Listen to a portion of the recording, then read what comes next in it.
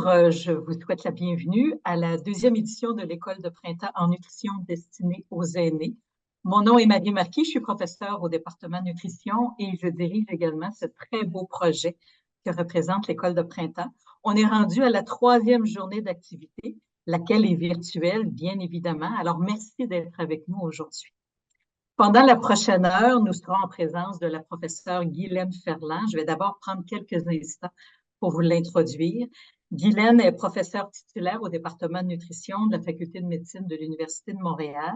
Son expertise est centrée sur la nutrition, le vieillissement et la santé cérébrale et cognitive.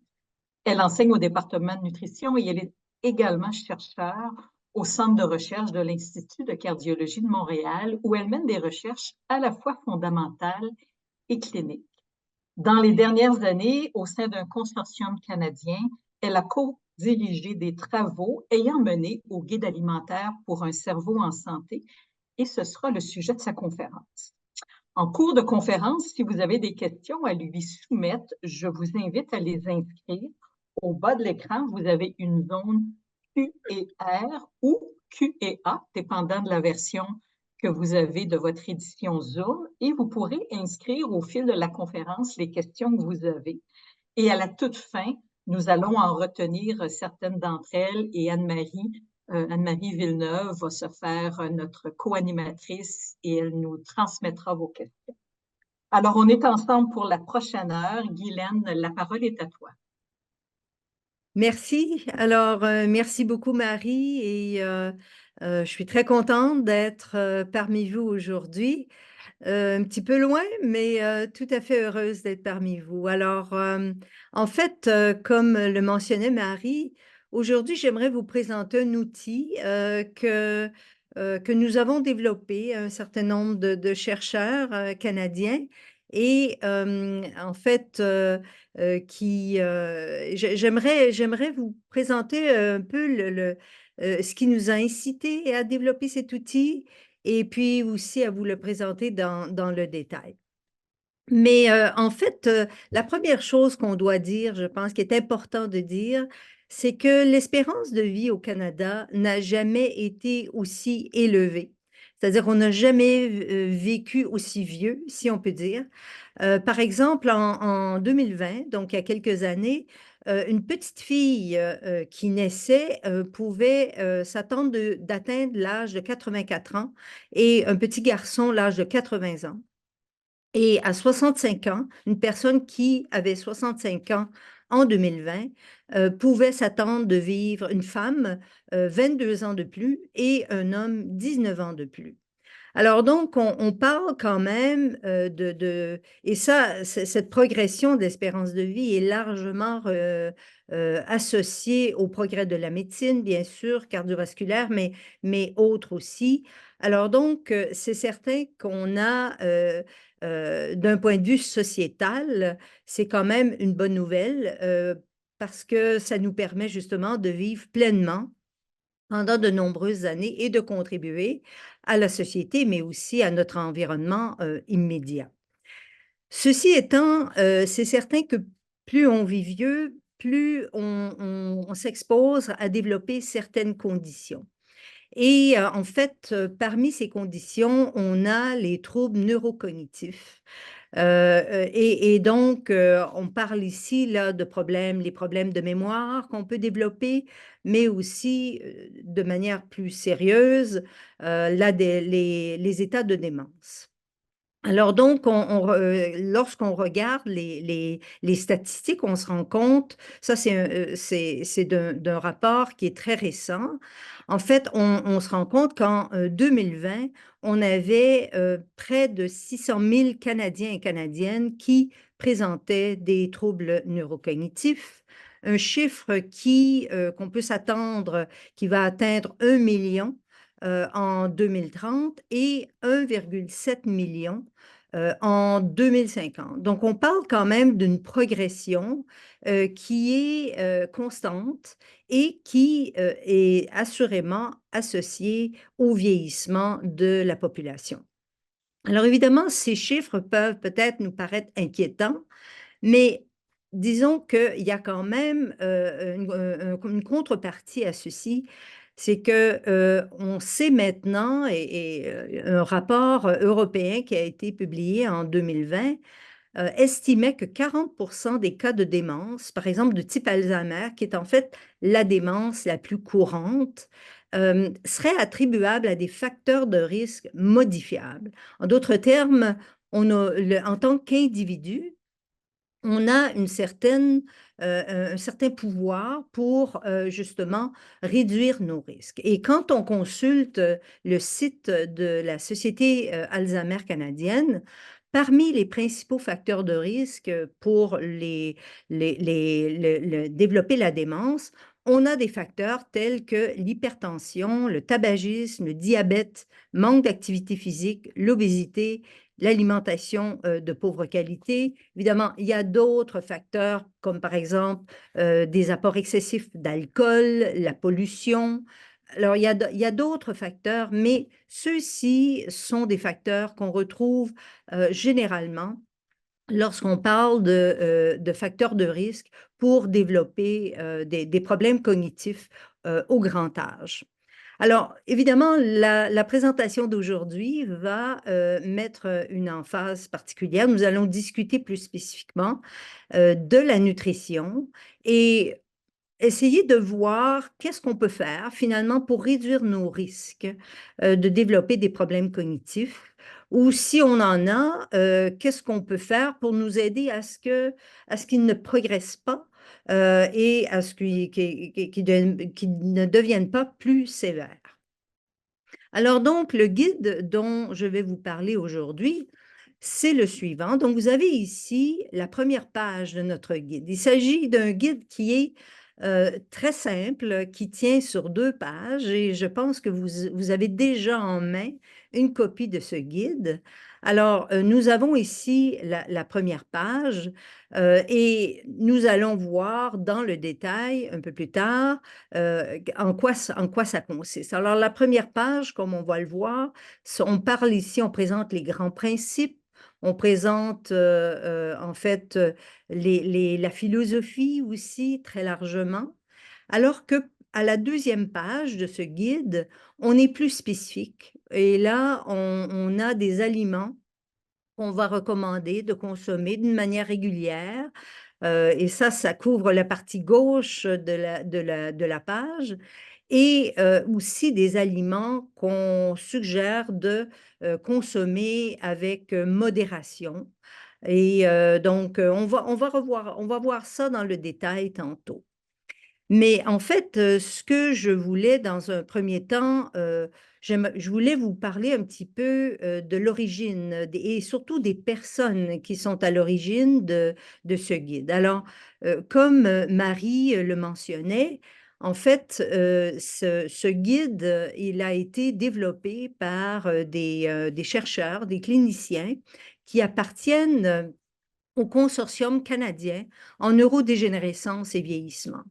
Et ce consortium, en fait, il a été mis en place en 2014 et il comprend plus de 340 chercheurs et cliniciens canadiens, donc d'est en ouest, de nord au sud.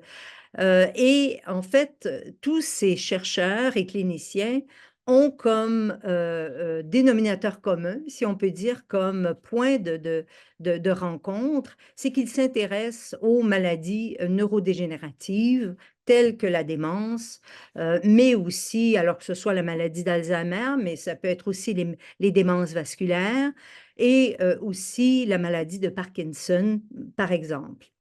Alors donc, l'équipe à laquelle j'appartiens et en fait que je dirige, j'ai le privilège de diriger, l'équipe 5, appartient au volet prévention. Alors, les chercheurs du consortium sont répartis en thèmes qui traitent soit de prévention, de traitement ou de qualité de vie. Alors donc, on est répartis selon ces thèmes. Et l'équipe 5, qui fait partie du thème prévention, se penche de manière plus spécifique sur les aspects de nutrition, exercice, comme élément de prévention contre les problèmes cognitifs. Alors, le consortium comprend aussi des plateformes qui ont pour but, enfin, qui appuient le travail des chercheurs. Alors, il y a par exemple une cohorte importante de près de 2000 participants qui ont été recrutés et qui éventuellement pourra servir à des travaux de recherche. Il y a une plateforme en neuroimagerie, par exemple, ce qui fait qu'on est en mesure de caractériser nos participants d'une manière vraiment très précise, et c'est vraiment une des forces là, de ce consortium. Alors, donc, je voulais quand même vous présenter le consortium pour ne pas donner l'impression que ce guide dont je vais parler aujourd'hui, que c'est moi qui uniquement qui l'a développé. Ce n'est absolument pas le cas. Alors, j'aimerais peut-être, avant qu'on aborde le guide comme tel, vous présenter un petit peu qu'est-ce qui nous a amené et qu'est-ce qui nous a inspiré à développer ce guide. Alors donc, comme je mentionnais, le consortium a été mis en place en 2014 et nous, dès 2015, on a voulu, on avait comme projet de développer un guide alimentaire pour justement prévenir les problèmes cognitifs. Alors, c'est sûr que on n'est pas parti de rien. Et en fait, ce qu'on voulait, on voulait vraiment que ce guide soit ancré dans la science. C'est-à-dire que ce soit pas des opinions, que ce soit pas... on voulait vraiment que ce guide ait les deux pieds vraiment bien ancrés dans la science. Alors, qu'est-ce qui était à notre disposition? On a commencé à travailler en 2015. Qu'est-ce qui était à notre disposition à ce moment-là? Alors, on avait un certain nombre de patrons alimentaires, si on peut dire, qui avaient démontré quand même des effets bénéfiques, ou en tout cas dans le cadre d'études observationnelles. Alors, un premier patron alimentaire qui nous a inspirés, c'est le régime méditerranéen. Alors que vous connaissez très certainement, il s'agit d'un régime alimentaire qui est consommé par les populations qui bordent la mer Méditerranée. Donc, on parle du sud de la France, on parle de l'Italie, on parle de l'Espagne, du sud de l'Espagne, euh, la Grèce, évidemment.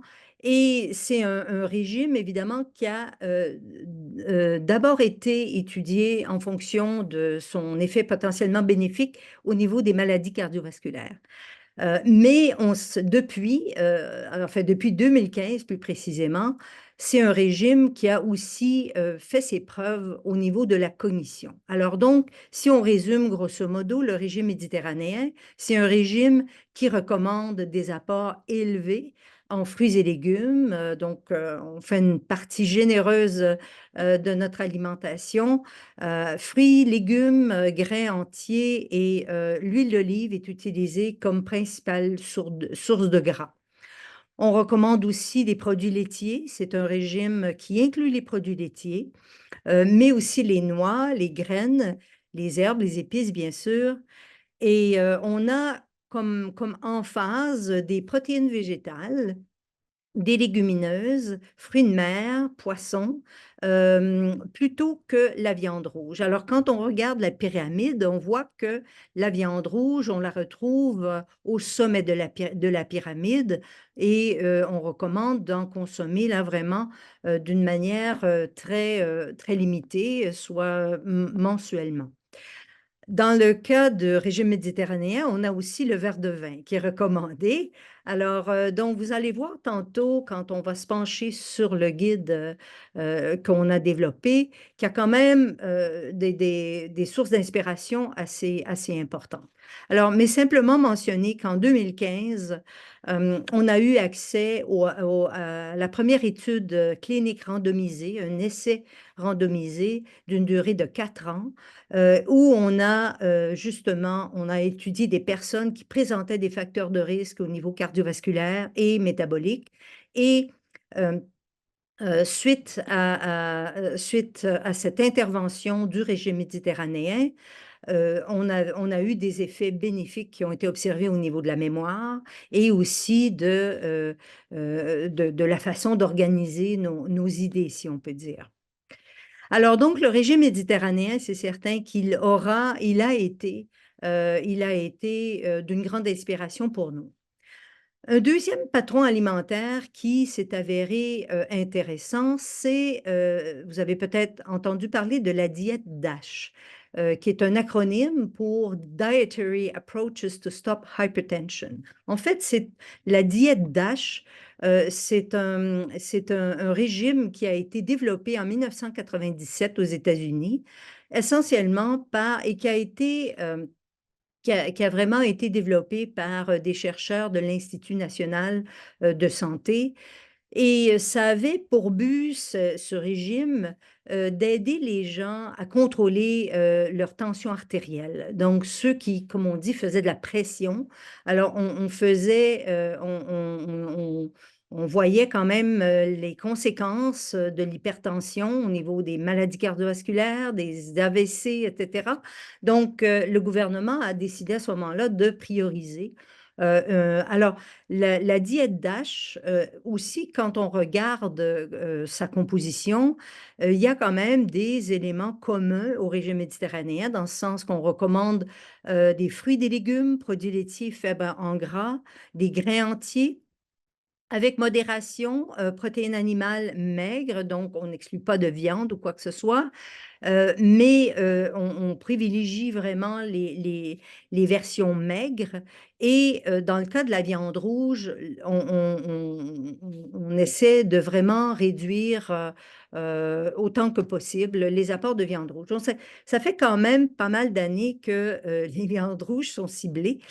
Mais ce qu'on peut dire, c'est que dans le cas de la diète DASH, ce qui la caractérise vraiment, c'est en fait un apport en acides gras saturés limité, mais aussi les acides gras trans, donc ceux qui ont subi, les acides saturés qui ont subi une modification, mais aussi c'est de choisir des produits qui sont réduits en sodium, réduits en sel. Parce que encore aujourd'hui, on consomme, autant aux États-Unis qu'au Canada, on n'est pas différent à ce niveau-là, on consomme beaucoup de sel, beaucoup trop de sel par rapport aux recommandations. Et en fait, ici aussi, on avait eu, dès 2010, il y avait eu une étude clinique randomisée qui avait été réalisée auprès de gens hypertendus et qui présentaient aussi d'autres facteurs de risque comme de l'obésité, etc. Et on s'est rendu compte, ici, la durée de l'étude était était plus courte, on parle de 4 mois, mais même au terme de cette intervention de 4 mois, on voyait quand même des effets bénéfiques de la diète DASH, de son adhérence par rapport à la mémoire et par rapport aussi à la vitesse, notre vitesse de traitement de l'information. Alors, comment on pouvait raisonner?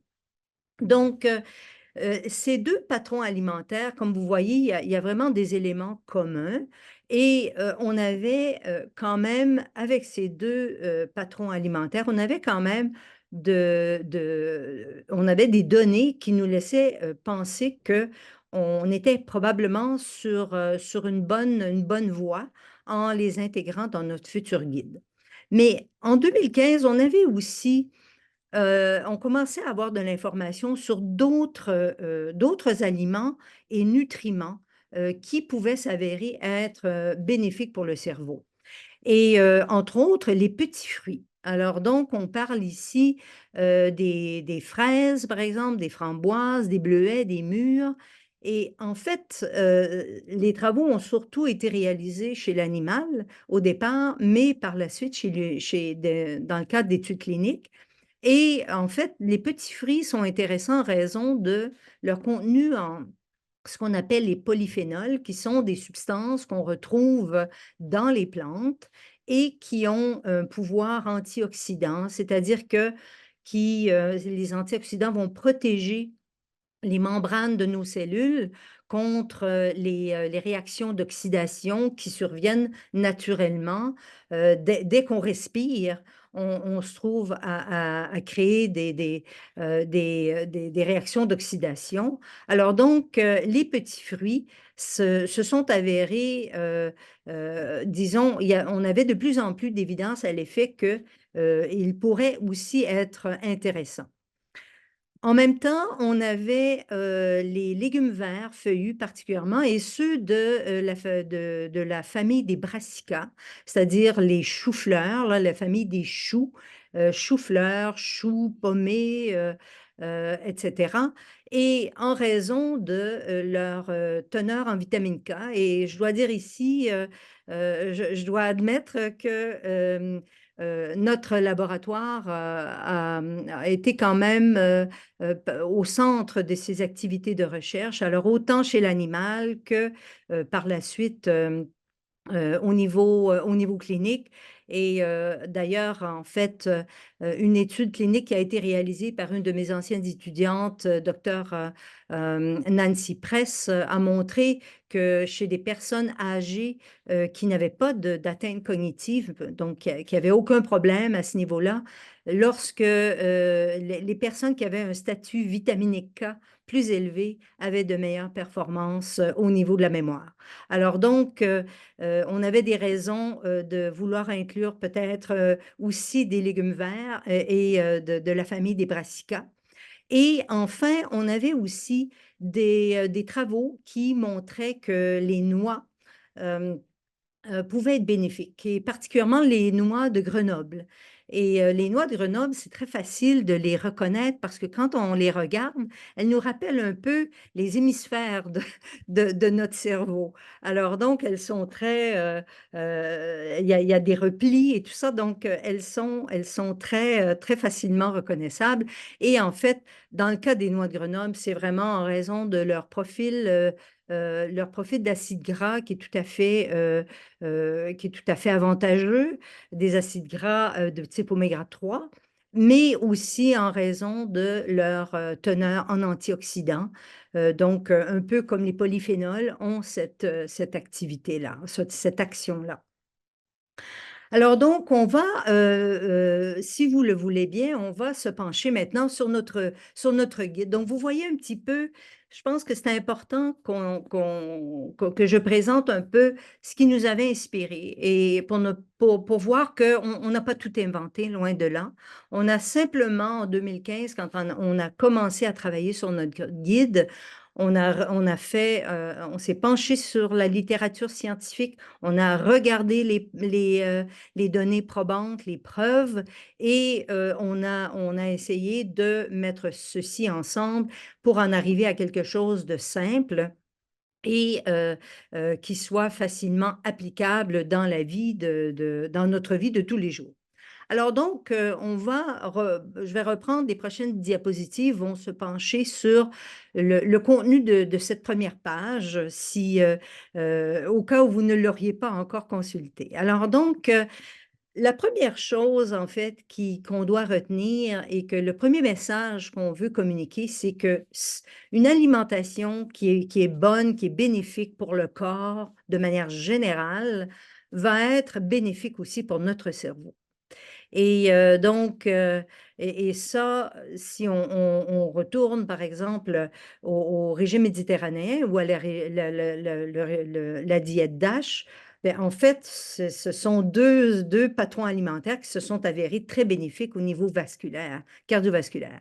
Et la raison pour laquelle ces régimes alimentaires sont, en fait, pourquoi c'est important, c'est que pour fonctionner, les cellules de notre cerveau ont besoin d'être bien oxygénées. Et ça implique que notre vasculature, que tout notre système vasculaire au niveau cérébral soit en bon état. Alors donc, dites-vous que ce qui est bon pour le reste du corps est bon aussi pour le cerveau. Et inversement.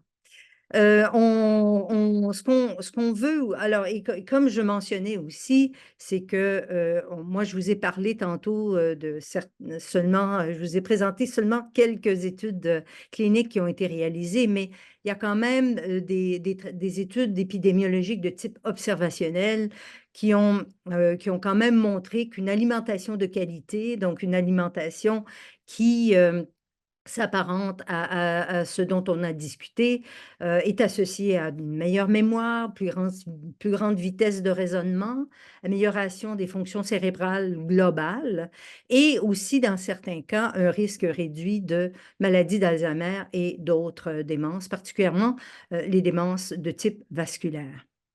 Alors, qu'est-ce qu'on veut, en fait, cette première page de notre guide? Alors, au niveau de sa philosophie, si on peut dire, là, avant de tomber dans des données vraiment précises. Alors, un premier principe, c'est une variété d'aliments sains, bien sûr, qui vont être consommés avec modération. Alors, c'est certain que on vise un poids qui va nous convenir et un poids qui va nous permettre d'assurer une bonne mobilité et qui va nous permettre de vaquer à nos occupations. On n'est pas là pour gérer le poids, mais tout simplement variété d'aliments sains. Ce qu'on veut aussi, c'est, comme autre principe, c'est vraiment de regarder l'alimentation dans son ensemble, un patron général d'alimentation plutôt qu'un super aliment. Parce que il n'existe pas de super aliment. Moi, je ne pourrais pas vous nommer un seul aliment que si on ne faisait que consommer du brocoli, par exemple, on serait totalement assuré de jamais développer de démence. C'est absolument pas le cas. Alors, c'est vraiment le patron général de l'alimentation qui est important. Quand on consomme des aliments, il faut évidemment se sentir rassasié, mais sans se sentir gavé. Donc, encore là, une certaine modération, ce qui ne veut pas dire que à l'occasion, à Noël ou à des occasions bien spéciales, qu'on puisse exagérer un petit peu et qu'on prenne du dessert 2 fois. Ça, il n'y a aucun problème avec ça. Mais il reste que de manière générale, euh, on vise d'être rassasié sans être gavé. Fruits et légumes en quantité, ça, vous ne serez absolument pas étonné de ça, y compris les petits fruits, les légumes verts feuillus. On va revenir là-dessus tantôt. Mais simplement garder en tête que les fruits et les légumes congelés sont d'excellents choix aussi parce que la déperdition nutritionnelle est minime au moment de la congélation. Donc, on sait combien peuvent coûter certains fruits ou même certains légumes à certains moments de l'année. Alors, les produits congelés peuvent aussi être de très bons choix. Oh, évidemment, les gras sains, tels que l'huile d'olive, évidemment, le régime méditerranéen, on est largement inspiré par ça. Mais aussi, notre guide propose évidemment, de consommer du poisson, des légumineuses et des noix. Et en fait, on va voir un petit peu plus tard de manière plus spécifique. En revanche, on va viser de limiter les viandes rouges et charcuteries et aussi les aliments qui sont riches en sucre et en sel ajouté. Donc, on parle ici des aliments qu'on réfère de plus en plus à des aliments ultra transformés. Donc, des aliments souvent qu'on achète emballés, mais pas nécessairement que ça. Mais évidemment, ces aliments-là, on va viser de les limiter en raison justement de leur teneur élevée en sucre et en sel. Lorsqu'il est question des produits laitiers, on va suggérer de choisir plutôt les produits qui sont faibles en gras. Et lorsqu'il est question des produits céréaliers, on va proposer plutôt de choisir les produits de grains entiers, que ce soit les pains ou que ce soit les pâtes, plutôt que les produits de grains raffinés. Alors donc, je dirais que ce sont ici les principes qui sous-tendent finalement le guide et donc on peut garder en tête là. Alors maintenant, on va regarder de manière un petit peu plus spécifique la page 2 de notre guide qui recommande des fréquences de consommation et des portions aussi c'est quelque chose qui nous apparaissait, en fait, on avait fait quelques focus group et on avait le sentiment que l'idée d'avoir des portions, c'était quelque chose qui était tout à fait bienvenu. Alors, on va commencer avec la partie gauche de cette deuxième page. Alors, et on va commencer avec les légumes. Alors, où on recommande, en fait, alors, quand on parle des légumes au total, on parle de 5 fois ou plus par jour. Et on a des recommandations plus spécifiques pour les légumes crucifères qu'on suggère de consommer à raison de 3 fois par semaine, et les légumes verts feuillus crus une fois par jour. Donc, on parle ici de laitue, épinards, mesclun, etc. Et au niveau des portions, alors vous voyez ici, pour ce qui est des légumes denses, on parle d'une demi-tasse, et pour les légumes qui ont, disons, un volume plus expansif, on parle d'une tasse. Et je dois dire qu'au sein de notre équipe, on a eu la chance de pouvoir compter sur les bons conseils d'une diététiste, notre chère Fatim Ajwani, qui nous conseillait justement pour les aspects vraiment plus pointus. Alors, voilà pour les légumes. Pour ce qui est des fruits, alors ici, en fait, la recommandation est 4 fois 4 portions ou plus par jour, avec une recommandation plus spécifique pour les petits fruits, 3 fois par semaine. Cela dit, si vous aimez les petits fruits, vous pouvez en manger tous les jours. Moi, j'adore les petits fruits et j'en ai tous les matins avec mes céréales et mon yogourt. Alors donc, vous n'avez pas à vous restreindre par rapport à ça. Et une portion, lorsqu'on parle de fruits, on parle d'un fruit moyen ou d'une demi-tasse. Lorsqu'on parle de fruits coupés, par exemple, ou de fruits de plus petite taille. Pour ce qui est des noix, donc vous n'allez pas vous étonner qu'on a une recommandation pour les noix, mais aussi pour les noix de Grenoble que l'on retrouve ici. Donc, on suggère de consommer des noix une fois par jour. Alors que ce soit on parle ici de noix non salées, évidemment, on ne veut pas ajouter du sel, mais ça peut aussi être sous forme de beurre de noix. Donc, que ce soit et là, on parle évidemment de beurre de noix naturel, que ce soit le beurre d'amande, le beurre d'acajou ou autre. Alors, on parle ici, quand on parle d'une portion, d'un quart de tasse ou ce qu'on peut mettre dans un creux de main ou 2 cuillères à soupe de beurre de noix lorsqu'on consomme sous cette forme-là. Dans le cas des noix de Grenoble, on suggère 4 fois ou plus par semaine. Donc, vraiment, pour les raisons dont on a parlé tantôt. On a également, j'ai comme un petit peu de difficulté avec, bon voilà, les haricots. Les haricots doivent aussi, enfin, on pense qu'ils doivent aussi faire partie d'une bonne alimentation. Alors, donc, 2 fois ou plus par semaine. Alors, on parle des légumineuses ou on parle des lentilles, des pois chiches. Donc, on parle 2 fois ou plus par semaine et avec comme portion une demi-tasse, ce qui est en fait la portion régulière. Les poissons, alors évidemment, les poissons 3 fois par semaine avec une recommandation un peu plus spécifique pour les poissons gras. Alors, quand on pense aux poissons gras, bon, c'est en raison de leur teneur en acides gras oméga 3. Alors, tout de suite, on pense au saumon qui coûte très cher, mais faut garder en tête qu'il y a d'autres poissons qui sont aussi de bonnes sources d'oméga 3. Alors, on parle par exemple bon, du thon, du maquereau, mais aussi les sardines, les bonnes petites sardines là, qu'on peut acheter, à des coûts vraiment très raisonnables, qui sont aussi de bonnes sources d'oméga 3. Alors donc, on suggère une fois ou plus par semaine.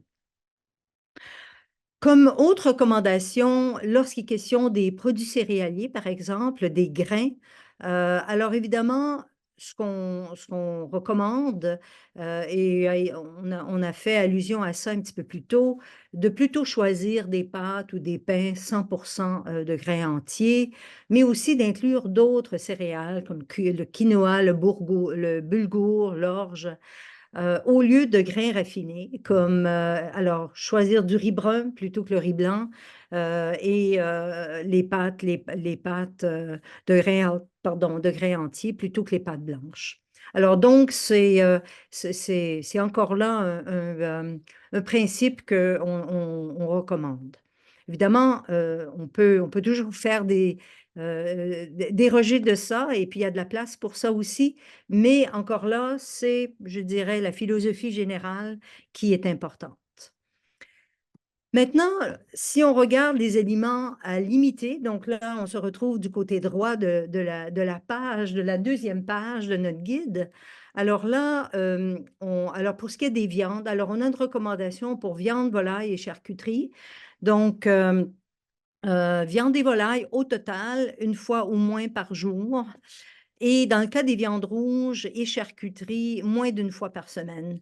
Alors donc, on parle peut-être ici plus sur une base mensuelle, d'en consommer sur une base mensuelle. Donc, si c'est moins une fois par semaine, on pourrait, jusqu'à un certain point, consommer 2 fois par mois. Mais cela dit, je pense que autant le régime DASH que le régime méditerranéen, en fait, suggérait justement de limiter les viandes rouges et les charcuteries. Alors donc, c'est une recommandation qu'on a aussi gardée pour notre guide. Au niveau des aliments limités aussi, alors beurre, tartinade riche en gras et pain blanc. Alors donc, dans le cas du beurre, crème ou tartinade riche en gras, moins d'une fois par semaine. Et dans le cas, il y a des alternatives là, qui sont plus nutritives. Et dans le cas du pain blanc, ben, pour la même raison dont on a parlé tantôt, essayez de plutôt privilégier les pains de grains entiers.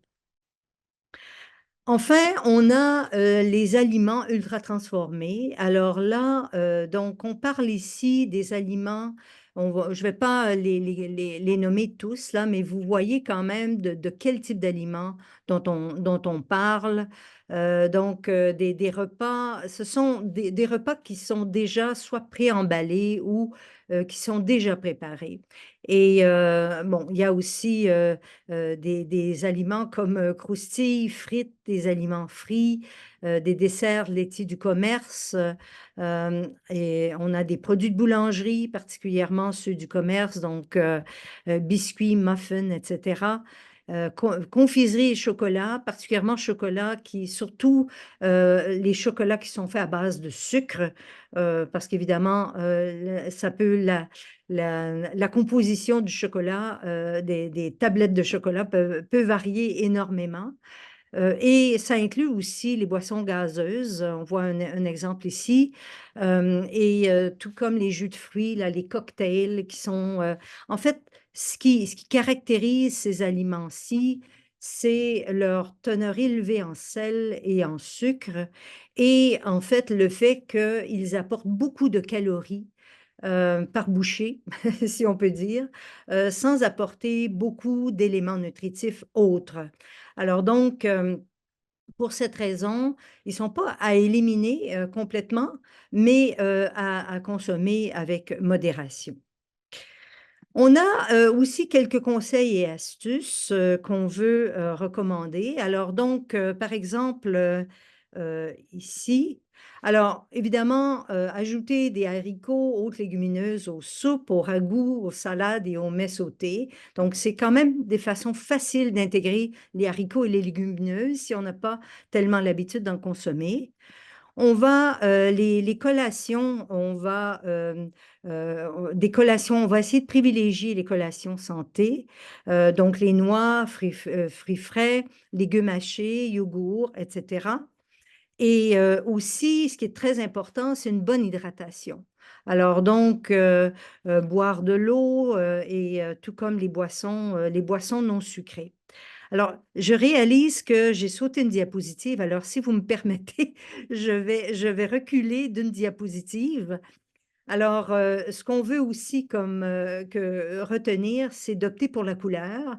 Donc, assortiment de fruits, légumes colorés à chaque repas. On va proposer de cuire. Quand il s'agit de cuire, on va essayer plutôt proposer le grill, la vapeur ou le four plutôt que de faire frire les choses parce qu'évidemment, quand on fait frire, on ajoute toujours du gras et donc des calories.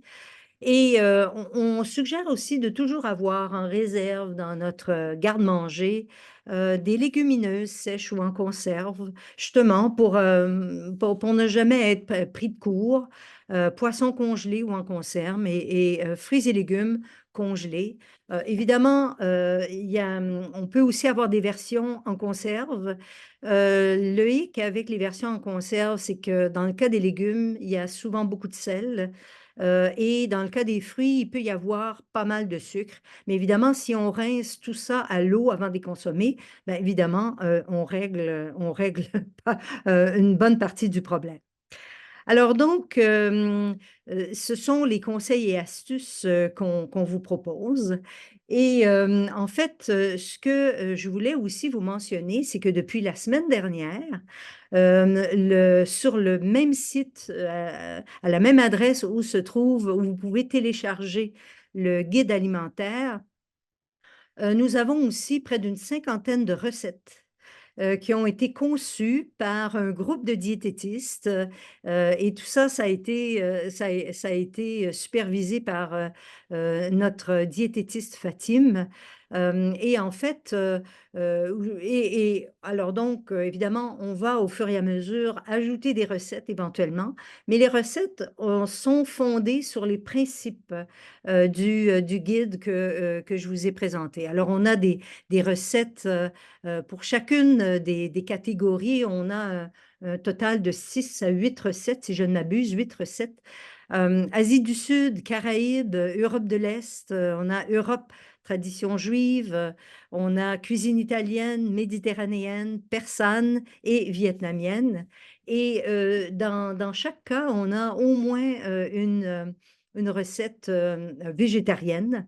Alors, et parfois, on a plus, on laissait quand même une certaine liberté aux diététistes qui ont travaillé avec nous. Elles appartenaient soit à cette culture, de cette origine culturelle, ou lorsque ce n'était pas le cas, elles travaillaient assurément avec des personnes de ces origines culturelles. Donc, elles étaient très au fait des recettes, des repas qui étaient appréciés par les personnes qu'elles côtoyaient. Alors donc, ça, j'espérais que les recettes soient mises en ligne sur le site du CCNV avant ma présentation et je suis très heureuse de vous dire que c'est le cas. Alors, quand vous téléchargez une recette, essentiellement, c'est ce que vous allez voir. Alors, donc, on a ici un exemple d'une recette moyenne orientale, salade de grenade, pois chiches et noix de Grenoble avec vinaigrette à la mélasse de grenade. Donc, vous voyez ici qu'il y a quand même des éléments de notre guide qu'on retrouve ici. Alors, ce que vous avez aussi souvent, c'est un petit peu l'origine de et ça on laissait à la discrétion de nos diététistes, un petit peu si elles voulaient expliquer un peu d'où provenait cette recette. Parfois c'était une recette de leur grand-mère ou parfois c'était une recette qu'elles avaient découverte d'une manière ou d'une autre. Alors donc, il y a un petit texte là, souvent, qui va expliquer l'origine de la recette. Je m'excuse, c'est un petit peu petit, mais je voulais quand même vous donner une image globale des recettes quand on les télécharge. On a évidemment le nombre de portions, le temps de préparation et on a ici le nom de la diététiste qui a produit cette recette. On a évidemment les ingrédients et la procédure. Et on peut parfois, et c'est le cas ici, avoir un message de la diététiste. Par exemple, dans le cas où on n'aurait pas sous la main tous les ingrédients. Par exemple, les grenades, on n'a pas ça nécessairement toute l'année. Alors, donc, ce que Niloufar nous suggère, nous dit ici, c'est qu'on peut, on peut remplacer les grenades par des petits fruits lorsqu'on est en saison, par exemple, ou on peut prendre des fruits séchés. Alors donc, on a aussi la possibilité on a des alternatives. Alors, on peut adapter les recettes selon enfin, nos goûts aussi, ou en fait ce qui nous convient le mieux. Alors donc, vous avez ici un exemple de recette. Comme je vous dis, il y en a près d'une cinquantaine. Donc, je vous invite à consulter le site et s'il y en a là-dedans qui vous attirent, vous pouvez les télécharger. Et si vous voulez, vous pouvez toutes les télécharger. Tout ça est tout à fait gratuit, évidemment. Si jamais vous avez des idées, je serais très heureuse de les recevoir. Donc, vous pouvez m'écrire parce qu'on va probablement continuer au fil du temps. On va justement bonifier notre catalogue de recettes justement pour finalement réaliser que, quelle que soit notre origine culturelle, qu'il y a moyen d'intégrer les grands principes de notre guide au sein de notre culture culinaire. Et alors, en fait, en terminant, et c'est mon avant-dernière diapositive, il y a un autre principe que je veux vraiment mettre de l'avant, c'est que c'est pas une question de tout chambouler notre alimentation. Et le guide qu'on a développé, c'est un guide comme tous les guides. C'est-à-dire que c'est un moyen dont on peut s'inspirer pour améliorer notre alimentation et faire en sorte que ce qu'on consomme, ce sont probablement les meilleurs aliments qu'on connaît, en tout cas, pour nous aider à protéger notre cerveau. Peut-être que dans 10 ans, j'aurai quelque chose d'autre à vous proposer, mais pour l'instant, en tout cas, le contenu du guide est vraiment s'appuie sur des données probantes, sur la recherche scientifique la plus récente et en même temps que c'est pas trop strict, c'est pas trop sévère, c'est vraiment un guide. Et en fait, nous, on croit beaucoup dans la philosophie des petits pas. Et même si parfois ça peut nous apparaître, vous regardez le guide, vous dites, oh, mais je mange vraiment pas comme ça. C'est chaque petite chose chaque petit changement qu'on peut faire au fil du temps peut éventuellement amener à en fait, tout ça, c'est du positif.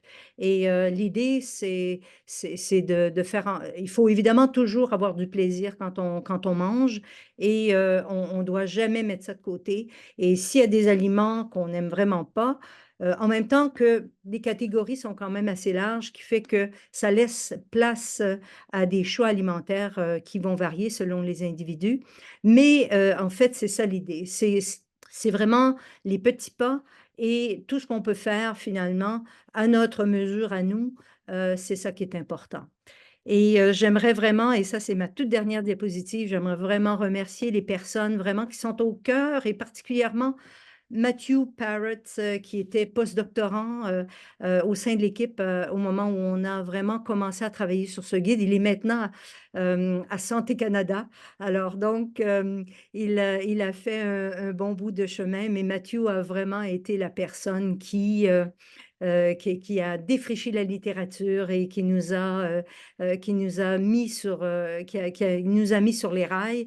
Et Fatima Jouani, comme je vous disais, c'est notre diététiste chérie qui nous a vraiment beaucoup orientés. Et tous les autres, non, bon, on est des chercheurs et on a fait de notre mieux pour en arriver à faire en sorte que le guide soit vraiment le plus ancré dans la science possible. Alors, j'aimerais aussi, évidemment, ce guide n'aurait pas été possible sans l'appui financier du CCNV, dont le financement est largement provient largement des IRSC, mais aussi de partenaires, d'autres partenaires canadiens. Alors voilà, je vous remercie énormément pour votre attention et je serai prête à répondre à des questions si je le peux. Alors donc, n'hésitez pas.